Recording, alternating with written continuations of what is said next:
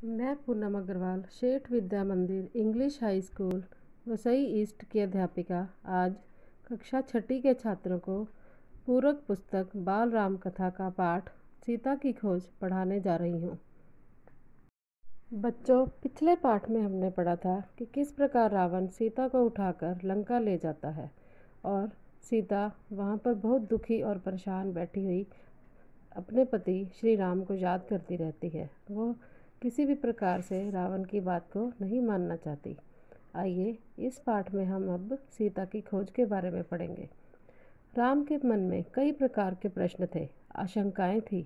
मारीच की माया उन्होंने देख ली थी। वह छल से उन्हें कुटिया से दूर ले आया था। अब क्या होगा, यही सोचते हुए वे कुटिया की ओर भागे चले जा रहे थे। बच्चों, राम के मन में जब वे कुटिया पर लौट आए तो उनके मन में कई प्रश्न उन्हें थे और उन्हें कई प्रकार की आशंकाएं भी थी। माया जो कि मारीच ने फैलाई थी चारों तरफ से, वो उन्होंने देख ली थी।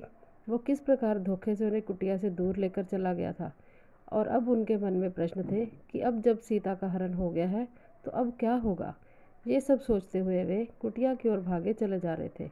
वापसी में एक पल भी विलंब नहीं करना चाहते थे। लक्ष्मण को वे कुटी पर ही छोड़ कर आए थे सीता की रखवाली के लिए।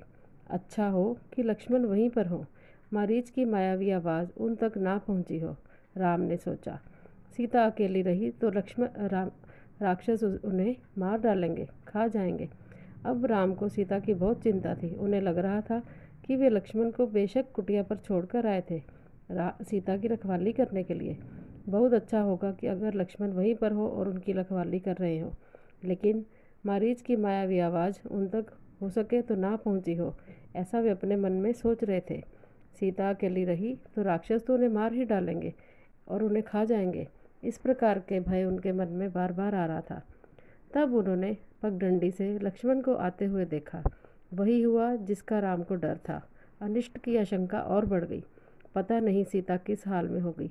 उन्हें अभी तक ये अच्छे से नहीं मालूम था कि सीता के साथ क्या हुआ है। वे जब उन्होंने देखा कि लक्ष्मण पगडंडी अर्थात कच्चे रास्ते से उनकी तरफ ही आ रहा है तो उन्हें पता चला कि वही हुआ जिसका उन्हें डर था। अनिष्ट यानी कुछ बुरा होने की आशंका अर्थात भय और बढ़ गया। उन्हें समझ में आ रहा था कि पता नहीं सीता किस हाल में होगी। हो सकता है कि राक्षसों ने उन्हें मार ही डाला हो या फिर उठाकर ले गए हों। अकेली सीता दुष्ट राक्षसों के सामने क्या कर पाई होगी। कुटिया छोड़कर आने से पहले लक्ष्मण से क्रुद्ध थे। उन्होंने क्रोध पर नियंत्रण रखा। लक्ष्मण का बायां हाथ जोर से पकड़ लिया। डर ने दोनों भाइयों को घेर लिया था। तो अब राम भी बहुत परेशान थे कि कुटिया छोड़कर लक्ष्मण उनके पास क्यों आया था। उन्हें बहुत उसके ऊपर क्रोध भी आ रहा था। उन्होंने लक्ष्मण का बायां हाथ जोर से पकड़ लिया क्योंकि डर ने दोनों भाइयों को बुरी तरह से घेर लिया था। वे दोनों बहुत घबरा गए थे क्योंकि उन्हें सीता के साथ कुछ भी अनिष्ट होने की आशंका खाई जा रही थी। देवी सीता ने मुझे विवश कर दिया भ्राते, उनके कटु वचन मैं सहन नहीं कर सका। तो लक्ष्मण ने राम को बोला कि भैया, देवी सीता के वचन अर्थात उन्होंने उन्हें बहुत ही विवश कर दिया कि वे उनकी मदद के लिए जाएं, अर्थात अपने भाई की मदद के लिए जाएं, ऐसा उन्होंने राम से बोला। और उनके कटु वचन अर्थात कड़वे वचन सुनकर बोले, मैं बर्दाश्त नहीं कर सका, मैं सहन नहीं कर सका, कटाक्ष और उलाहना नहीं सुन सका। मैं जानता था कि आप सकुशल होंगे। आपकी सुरक्षा को लेकर मन में कोई संदेह नहीं था। अर्थात लक्ष्मण तो ये बात जानता था कि राम को कोई भी कुछ बुरा नहीं बिगाड़ नहीं सकता है, उसका किसी प्रकार से नुकसान नहीं हो सकता। परंतु सीता के कहने पर वे और उनके कटु वचन सुनने के बाद वे उनकी जान बचाने के लिए, उनकी रक्षा करने के लिए उस तरफ आ गए थे। लेकिन फिर भी उन्होंने राम से कहा कि मैं जानता था कि आप सही सलामत होंगे। आपकी सुरक्षा को लेकर उनके मन में किसी प्रकार का कोई शक नहीं था। तभी भी मुझे कुटिया छोड़कर आना पड़ा, लक्ष्मण ने ऐसा राम से कहा। तो राम ने उनसे कहा कि ये तुमने अच्छा नहीं किया, तुम्हें मेरी आज्ञा का उल्लंघन नहीं करना चाहिए था। अब जल्दी चलो, मेरा मन चिंतित है। सीता न जाने किस हाल में होंगी, कैसी होंगी। मायावी राक्षसों का कोई ठिकाना नहीं। राम ने चलने की गति और बढ़ा दी। बच्चों, राम ने जब देखा कि लक्ष्मण उनके पास आ गए हैं तो उन्होंने भी उनके ऊपर बहुत क्रोध किया। उन्होंने उनसे कहा कि तुमने अच्छा नहीं किया और तुम्हें मेरी आज्ञा का उल्लंघन भी नहीं करना चाहिए था। अब तुम मेरे साथ जल्दी कुटिया की ओर चलो, क्योंकि मुझे बहुत चिंता हो रही है कि सीता के साथ कुछ भी हो सकता है। वो मालूम नहीं कि किस हाल में होगी, कैसी होगी।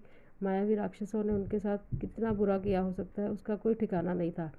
इसलिए राम ने अपने चलने की गति और भी बढ़ा दी। कुटिया अभी कुछ दूर थी, पर दिखाई पड़ने लगी थी। राम ने वहीं से पुकारा, सीते तुम कहाँ हो? जैसे कि उन्हें पता चल गया हो कि सीता आश्रम में नहीं है। तो बच्चों, वे लोग अभी कुटिया की तरफ जा ही रहे थे, लेकिन थोड़ी दूरी पर थे।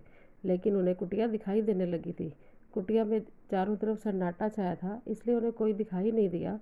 तो जैसे उनके मन की आशंका और बढ़ गई। राम ने दूर से पुकारा कि सीते तुम कहाँ हो? लेकिन उन्हें जवाब में कोई उत्तर नहीं मिला। तो जैसे उनके मन का डर और अधिक बढ़ गया। उन्हें जैसे पता चल गया था कि सीता तो आश्रम में या कुटिया में नहीं है, क्योंकि कुटिया से उनकी कोई भी आवाज़ नहीं आ रही थी।